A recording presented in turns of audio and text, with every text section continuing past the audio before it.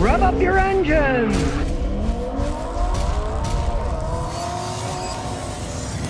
Okay, today we got a 2021 Toyota 4Runner. We did a little maintenance on, show you what kind of shape it is. Now, I'm a fan of this particular 4Runner for various reasons, but first, it's under the hood. It's a nice big 4-liter V6 engine. These things are very reliable. Now, this particular one doesn't burn any oil yet. It's not very old, 2021. You can't get this engine anymore. In the 4Runners, Toyota only offers the 4-cylinder turbo. Big mistake as far as I'm concerned. Big mistake. This is a non-turbo. It's not like a 4-cylinder turbo that's kind of jerky, right? And the 4-cylinder turbos will never last as long. They're doing that to a lot of their stuff.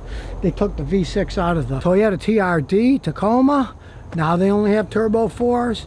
They took the V8 out of the Tundras and went to a V6. What, are they going to put the turbo 4s in the Tundras next? Well, at least they haven't gone that far yet. They still have a twin turbo V6 or a V6 hybrid version in the Tundra, but hey, I miss those V8s. These things ran forever. Now, first you're going to change the oil filter and 0W20.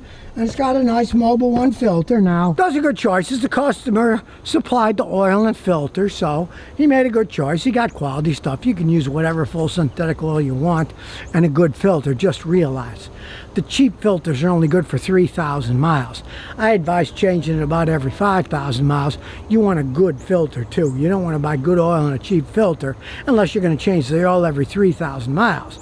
I change it every 5. If you change it every 3, you could use a cheaper filter then. Now, unfortunately, to change the oil filter on this, we got to take this stupid splash pan off, which is kind of a pain in the butt. So we'll take all these bolts off, and then down comes the front cover. There's the oil filter. And the oil drain pan's here, so we got to take that off too. And as you can see, there's the oil drain pan, 14 millimeter. If you're weak like me, get one of these long extensions. Your socket goes on the end, then you can easily undo it. Makes for an easier job.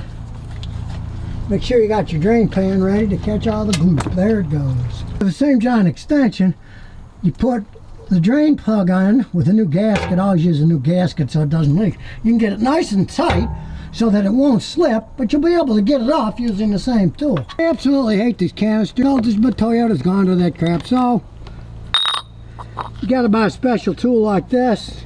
This is a motive tool, MX2320, which fits the Toyotas. Well, this one's on so tight, I gotta use my impact wrench to loosen it. I couldn't loosen it by hand. Then you put the new clean filter in with a new gasket that comes with the kit. Now, once you tighten the filter back up, you can just swing this up and bolt it back on. Then we'll add the oil. In this case, it's 6.6 quarts, and I like big funnels. They don't make a mess. Now we'll take out the oil ad. You can see it's 0.20. Stick the big funnel in and pour 6.6 quarts of oil. Because you already got 6/10 in this one, so we don't have to measure. There's 5 quarts in the big giant one. Now it's got 0.6. Here's a new one. Now it's got 1.6. Then we can pour in the big giant one. Notice how the big funnel's great. It doesn't spill. And now we can pour the other 5 quarts in. See how easy it is with a giant funnel. And the giant funnel serves another purpose. You put the giant jug like I do, pour the old oil in. Nothing beats the big funnel. Then you can recycle the oil. We got a recycling center just down the street, about 3/4 of a mile. I take it there. When I'm in Rhode Island, I go to the O'Reilly's down the street and recycle it there. I like using those old water jugs. They hold a lot of oil. So you can get 4 or 5 oil changes in there, and then you don't have to go all the time to recycle it. When it's getting full, take it and recycle it. Someone wants to check it out for them because they're going to Florida for a little vacation, so we'll start looking lovely. It's one of those deer sound things. I did a video on it. Turns out deer are only going to hear it right before they hit, so I don't think they do much, but some people put them on. This is a real 4Runner, so it's 4-wheel drive. Got the boots, those are still in good shape, and it's also got the rear wheel drive. Well, they purchased it used, so they want me to kind of divvy the one over. We'll get out a good scan tool. Tires are still good. Tons of room in these things. That's why people buy them. Tires are still good.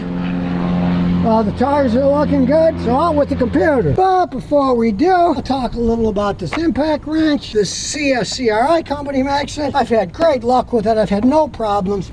2 battery packs, chargers, some sockets, an extension. It's excellent for the price. I gotta say, it's the best one I've seen in this price range. But our clothes are right. Get out of the 10-car scan tool. I like this new one because Look, you can't go wrong. The plug's right here. It's magnetic. You won't lose it. Here's all the information. 689 BT. Turn the fan down so you can hear me. Graphics are swirling around.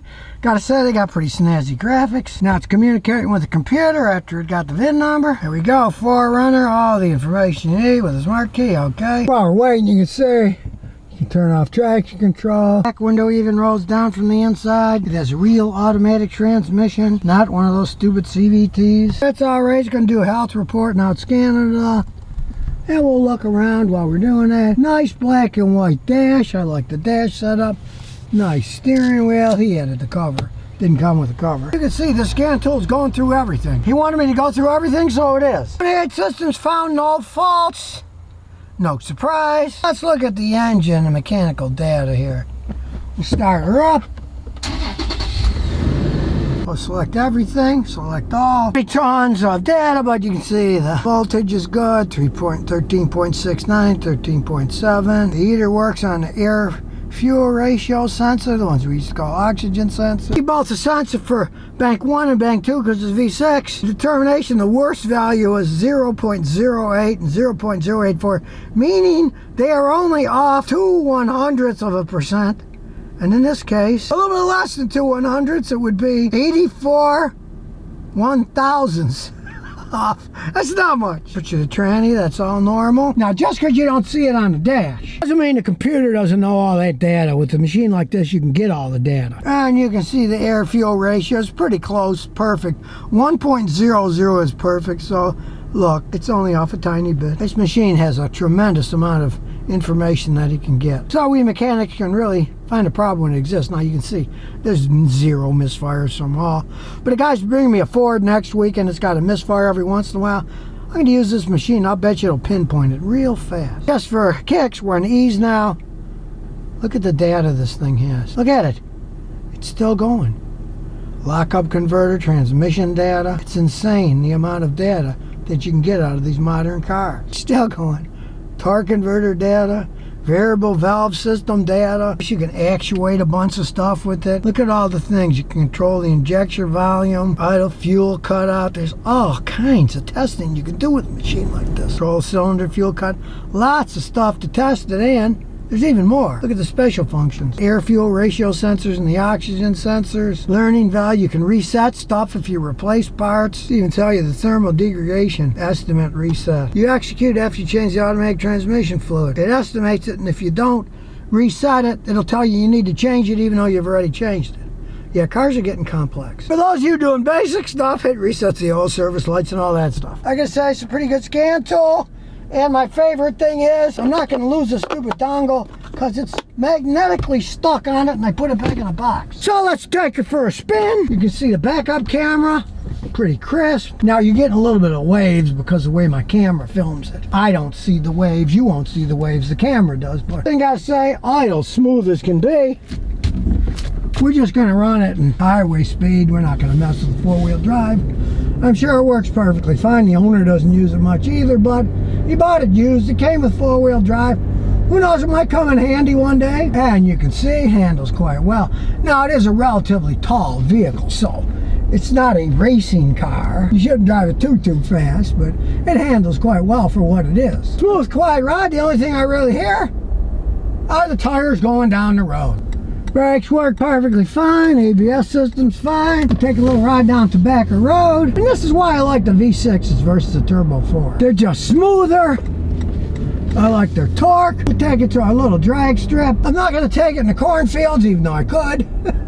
And here we go. Nice crisp acceleration. The traction control's on, so you're not going to hear any tire squealing. It works quite well. And it's smooth. I just don't like the Turbo 4s. I feel it's too heavy of a vehicle for a 4-cylinder engine. And with a turbocharged, it's just going to wear out too fast. Man, these things have gone a long way from the early 4Runners that were basically a Toyota pickup truck with a couple seats put in the back and a cab instead of having a bed in the back. It's much more luxurious than they used to be. I find it a shame that they started out with little bitty 4-cylinder engines, then put in nice V6s.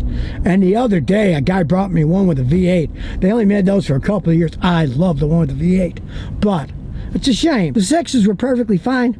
and now they're going back to 4s. I think that's a step backwards, Toyota. It's just a really nice cruising machine.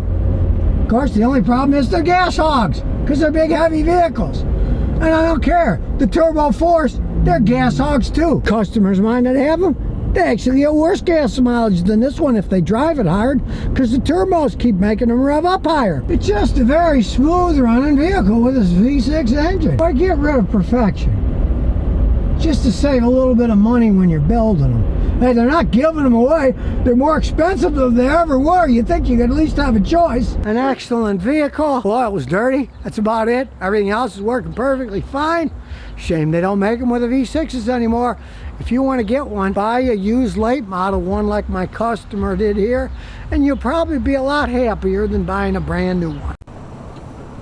So if you never want to miss another one of my new car repair videos, remember to ring that bell.